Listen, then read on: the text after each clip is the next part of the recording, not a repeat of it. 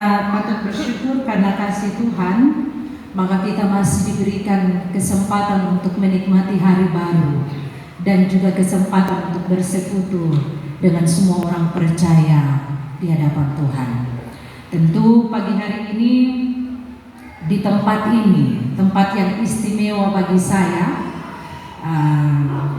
biasa lalu lalang kalau visiku mana paling lewat saya di depan gereja. Karena saya anak Olpura juga, dan ada harapan ketika saya lewat Tuhan, kalau saya jadi pendeta, kira-kira saya punya kesempatan ada melayani di sini ke Sonde. Tapi puji Tuhan, Bapak mau melalui program teritori Kuda Semau, melalui klasis Kota Kupang Barat dan klasis Ampuang Selatan, kami boleh ada bersama dalam pertukaran pelayanan. Dan puji Tuhan, saya bersyukur sejak kemarin kami bersama dengan rombongan boleh disambut baik oleh jemaat Tuhan di tempat ini. Bapak Mama kekasih Tuhan, kita kembali pada firman Tuhan. Sebagaimana tema pertolongan Tuhan dalam kegagalan. Bapak Mama kekasih Tuhan, kerap kali orang yang gagal susah untuk bangkit dan bersemangat kembali. Waktu untuk merenung dan bahkan mereka dalam kehidupan, dalam kegagalan mereka sering meratapi kegagalan yang mereka alami.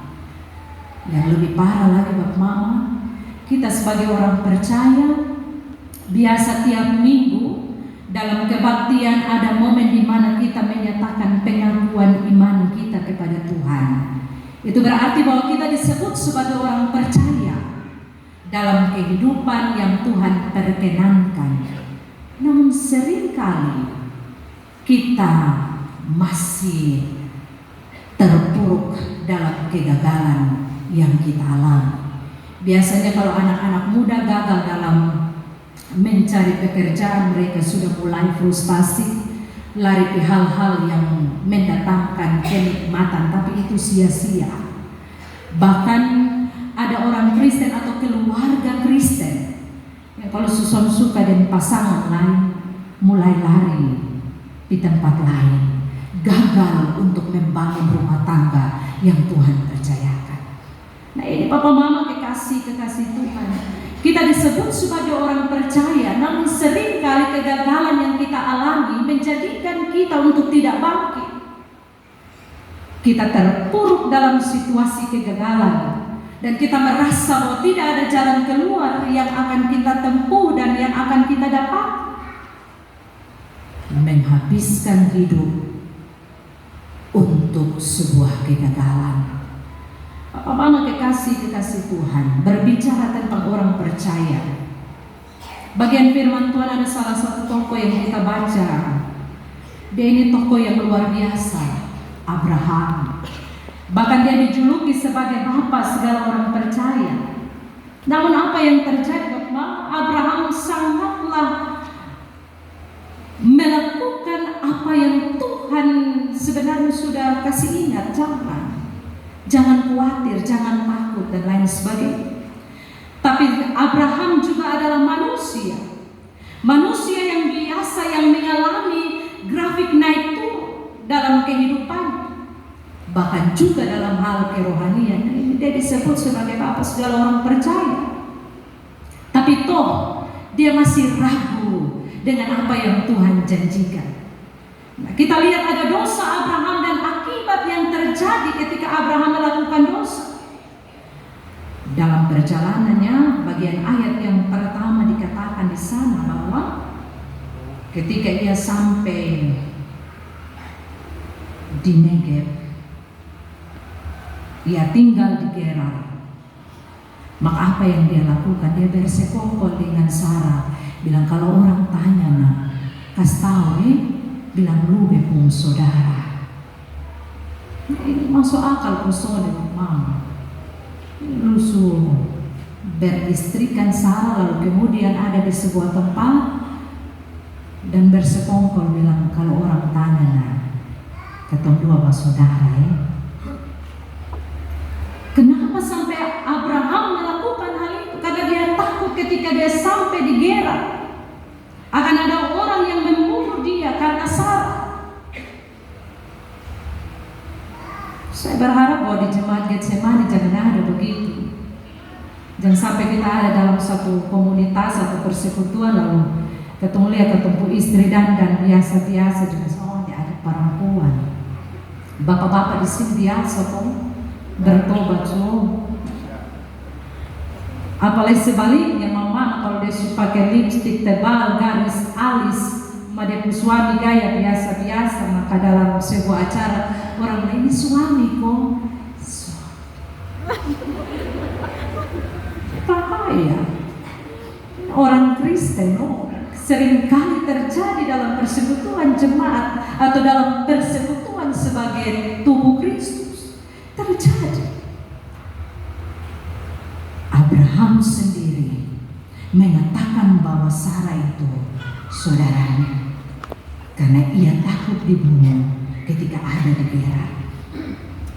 Papa mama kekasih Tuhan, anak-anak yang diberkati. Ternyata kalau kita lihat dalam bagian firman Tuhan, tindakan Abraham seperti ini berdusta bukan hanya dia lakukan satu kali ketika ia ada di Gerar. Tapi kalau kita lihat dalam bacaan Kejadian pasal 12 ayat 12 hingga ayat 23 ketika dia ada di hadapan Firaun, kan dia bilang juga Sarah yang depo adik. Kalau kita teliti baik-baik dalam bacaan ayat yang ke-13 juga di sana menyatakan tiap-tiap tempat Abraham juga berusaha untuk menyatakan bahwa Sarah itu saudaranya. Ini ternyata menjadi dosa rutin yang dilakukan oleh Abraham. Saya mau bilang ini sama seperti dosa favorit. Kira-kira Bapak Mama ada dosa favorit kok? Selain ke Abraham menyangkal dengan istri atau berdusta bahwa Sarah adalah istrinya, kira-kira ada dosa favorit apa yang kita lakukan dalam hidup sebagai suami istri? Saya percaya Getsemani tidak ada dosa favorit atau ada? Kalau ada, renungkan baik-baik, bertobat sudah. Jangan nyaman di dosa. Jangan nyaman dengan dosa favorit yang kita miliki. Nah, Abraham bukan hanya baru satu kali yang melakukan. Dalam benak kita pasti kita heran mengapa Abraham yang dikenal sebagai orang yang beriman, orang yang saleh itu bisa mengulangi dosa seperti itu, atau bisa menjadikan dosa dusta itu menjadi dosa favorit. Kalau kita merenungkan atau kalau kita mau merenungkan, maka mari Mama, lebih baik kita menyadari diri sendiri. Jangan habiskan waktu untuk merenungkan kenapa sampai Abraham begitu. Tapi mari kita merenungkan diri kita. Jangan sampai kita lebih dari Abraham lain. Renungkan baik-baik. Jangan habiskan waktu untuk merenungkan dosa orang lain. Tapi mari kita merenungkan dosa yang kita perbuat, yang menjadi dosa favorit dalam hidup kita. Tentu ketika Abraham melakukan dosa, bukan tidak ada akibat. Apa yang dilakukan oleh Abraham justru ditanggapi baik oleh Abimelek. Ia mengambil Sarah sebagai selirnya karena ia berpikir supaya mempunyai hubungan yang baik dengan Abraham yang kaya itu. Biasa kalau kita ada anak-anak muda, kalau suka satu mona atau anak-anak muda suka satu nyong, ini hari cuma calon membantu suruh cuci piring, juga akan cuci piring. Cari muka Ma coba cek di rumah ada pamalas saat babai. Mang tua suruh cuci piring, hai ma maksud dia kalau dia capek cari muka saat babai. Tapi untuk Abimelek dia tidak cari muka karena dia mau membangun relasi yang baik dengan Abraham. Karena Abraham dikenal sebagai orang yang kaya. Karena itu akibat dari apa yang dilakukan oleh Abraham, maka Abimelek mau untuk menjadikan Sarah sebagai pendamping hidup, dengan tujuan dia mau untuk memiliki hubungan yang baik dengan Abraham si kaya itu. Bahkan juga karena kecantikan Sarah yang luar biasa. Namun apa bapak mama, apa yang dilakukan oleh Abimelek mengambil Sarah, selain itu menjadi hajaran bagi Abraham karena dosa yang dilakukan, tetapi juga apa yang dilakukan Abimelek membahayakan rencana Allah tentang pemberian anak kepada Abraham, bahkan membahayakan rencana Allah tentang Mesias, karena Mesias akan lahir dari keturunan Abraham dan Sarah. Karena itu Tuhan tidak bisa membiarkan hal itu berlarut-larut. Ia harus bertindak karena rencana Allah tidak boleh gagal. Karena itu Tuhan melakukan tindakan untuk mencegah Abimelek menghampiri Sarah. Lalu Tuhan datang kepada Abimelek dalam sebuah mimpi. Kalau kita lihat di ayat yang ketiga hingga ayat yang ketujuh, Tuhan mengingatkan bahwa orang bu istri, jangan sampai lu berani untuk mengambilnya, karena kalau tidak kamu mati. Bersyukur kepada Tuhan karena Tuhan menyadarkan Abimelek melalui mimpi, supaya ia jangan menggagalkan rencana Tuhan yang luar biasa mulia itu, supaya Abimelek yang salah itu tidak jatuh ke dalam dosa karena mengambil Sarah dari kehidupan Abraham, sekalipun dia tahu bahwa Sarah adalah saudara dari Abraham. Tuhan datang melalui mimpi untuk menyadarkan Abimelek. Melalui kisah ini saya juga berharap bahwa kalau ada rumah tangga Kristen yang mulai jalan salah, Tuhan datang lewat mimpi, kupas ingat. Kalau Tuhan sudah datang lewat mimpi, maka semakin menjadi-jadi. Orang Kupang bilang semakin foe. Ini sekarang lagi marak buat mama kalau kita lihat Abimelek, Sarah dan Abraham. Ini menceritakan tentang keutuhan sebuah rumah tangga juga. Tuhan sudah mau supaya Abraham dan Sarah punya hubungan yang ada dalam dosa, punya kehancuran dalam hidup bersama, hanya karena Abimelek. Tapi Allah segera menyadarkan supaya rencana Allah itu tidak menjadi gagal, karena melalui rahim Abraham dan Sarah tentunya akan sampai pada keturunan Mesias. Papa mama kekasih Tuhan, tindakan Tuhan ini sungguh luar biasa, menyadarkan kita untuk kita benar-benar tunduk pada kuasa Tuhan. Ketika kita ada dalam suatu situasi yang mungkin bisa saja merujuk pada kegagalan, kita harus sadar diri, merenung dan memohon Roh Tuhan memampukan kita untuk kita sadar tentang apa yang kita lakukan, kegagalan yang akan kita capai itu. Meminta Roh Tuhan menyadarkan kita,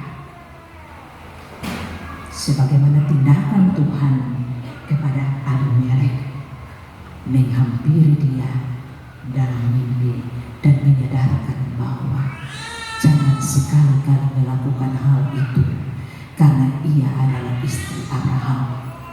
Kalau engkau pun bertindak di luar dari apa yang Tuhan kehendaki, maka engkau akan mati. Bukan hanya Abimelek yang mati, tapi semua orang yang ada bersamanya pun akan mati. Apa mau kekasih Tuhan, anak-anak yang diberkati oleh Tuhan, ketika Tuhan mendatangi Abimelek dalam mimpi, dia langsung sadar dan menghampiri hamba-hambanya, bahkan memberi pertanyaan dan teguran kepada Abraham. Sungguh luar biasa. Dan pada akhirnya Abimelek pun tahu bahwa apa yang terjadi, kenapa sampai Abraham mengakui Sarah sebagai saudara. Karena apa? Dia takut kalau ia mati terbunuh. Jadi Abraham ini dia hanya pentingkan dia diri supaya dia selamat. Tapi kasihan Sarah, dia harus menanggung. Dari cerita ini Bapak Mama, saudara-saudari yang terkasih, kita belajar bahwa rancangan Tuhan itu tidak akan pernah gagal.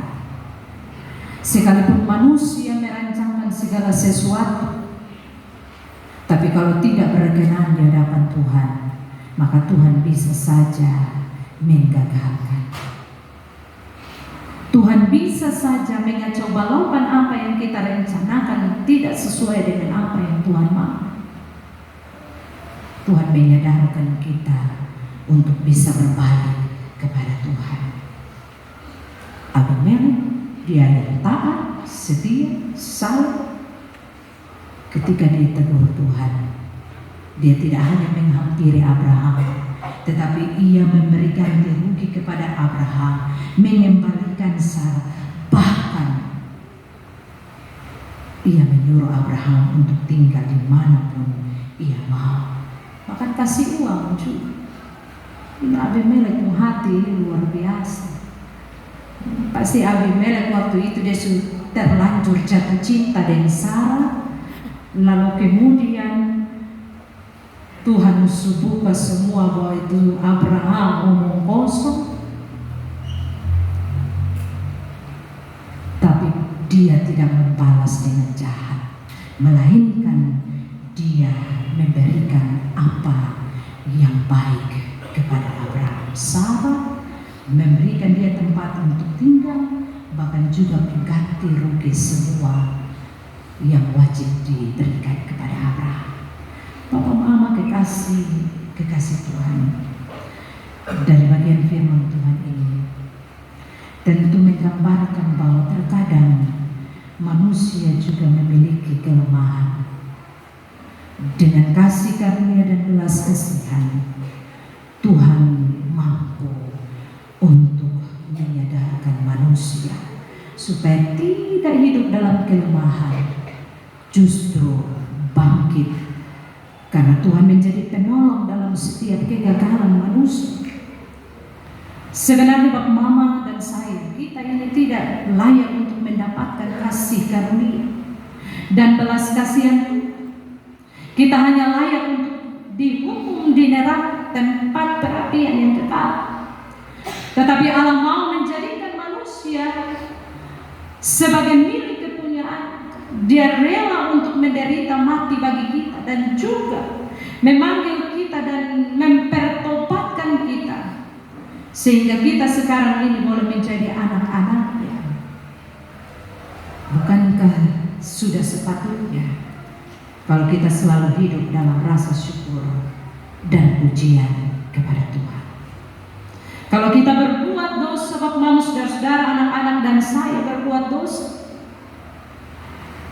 lalu terlibat dalam kesukaran dan penderitaan karena dosa itu, janganlah lalu tidak mau datang kepada Tuhan dengan pemikiran bahwa saudara tidak layak untuk ditolong, kita tidak layak menerima pertolongan Tuhan.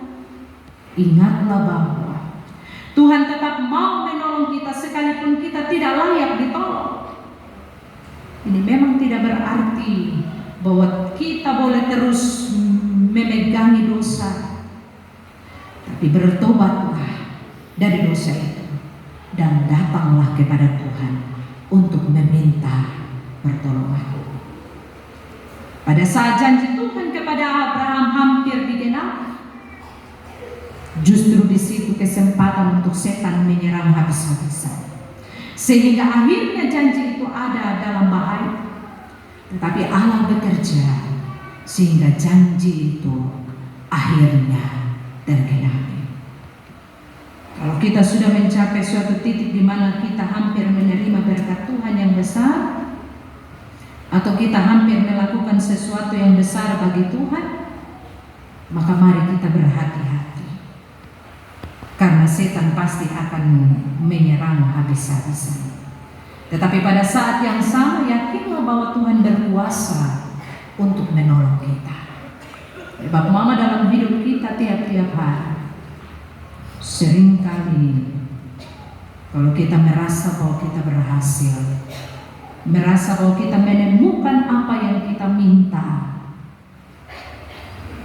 kita harus berhati-hati, karena bisa saja setan menjatuhkan kita ke dalam dosa. Kalau hari ini kita punya pasangan hidup yang Tuhan berkati, maka minta tuntunan Tuhan untuk kita dapat merawat kehidupan rumah tangga. Apalagi ini kita ada dalam merayakan bulan keluarga, mari pakai momen ini untuk menjaga keutuhan rumah tangga kita. Yang tadinya suami masih marah istri, mari kembali jalin hubungan yang baik. Atau yang tadinya istri suka maki ancor suami suka pukul istri, bertobat, mari. Pertolongan Tuhan itu selalu datang dalam setiap kegagalan berumah tangga. Jangan sampai ketemu suami dapat pukul dari istri, dapat caci maki terus, maka suami bilang, biar kita cari yang nyaman di luar sana. Tapi di Getsemani son ada atau ada? Son ada, puji Tuhan. Kalau son ada itu luar biasa. Tapi ingat son ada, hati-hati karena setan biasa pakai cara lain. Kalau ketemu son berhati-hati maka bisa saja yang son ada itu jadi ada. Puji Tuhan, Bapak Mama, kekasih Tuhan. Biarlah dalam kehidupan rumah tangga kita sebagai keluarga Kristen, dari firman Tuhan ini kita belajar ada Tuhan yang menjadi penolong yang setia. Ia peduli terhadap segala keperluan kita. Ingat bahwa Ia tidak akan mengecewakan. Bahkan Tuhan tidak akan gagal dalam menepati janjinya. Sebagaimana tadi pujian dari vokal guru para jemaat Immanuel Ohio, bahwa penolong yang setia itu Tuhan, yang selalu ada dan yang selalu setia, bahkan yang selalu memenuhi keperluan kita. Dia tidak pernah mengecewakan kita sekalipun kita mengecewakan Dia. Tapi Dia tidak pernah mengecewakan, karena Dia penolong yang setia. Dia penolong dalam setiap kegagalan manusia, baik dalam kegagalan berumah tangga, kegagalan dalam berpelayanan, kegagalan dalam pendidikan, pekerjaan, dan seterusnya. Kita harus ingat bahwa Tuhan ada bersama dengan kita. Mari Bapak Mama kekasih Tuhan, kita menjalani hidup dengan terus memandang kepada Dia penolong yang setia. Sebagai orang tua yang hari ini akan membawa anak-anak untuk menerima materai, tentu sebagai orang tua punya kekuatan terbatas untuk merawat, membimbing, mendidik anak-anak. Tapi ingat bahwa ada satu penolong yang setia.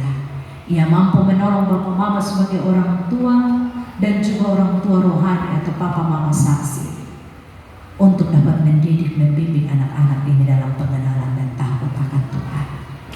Selamat menjadikan Tuhan sebagai penolong yang setia di dalam setiap kegagalan yang nantinya akan kita jumpai. Tuhan memberkati kita dengan firman-Nya.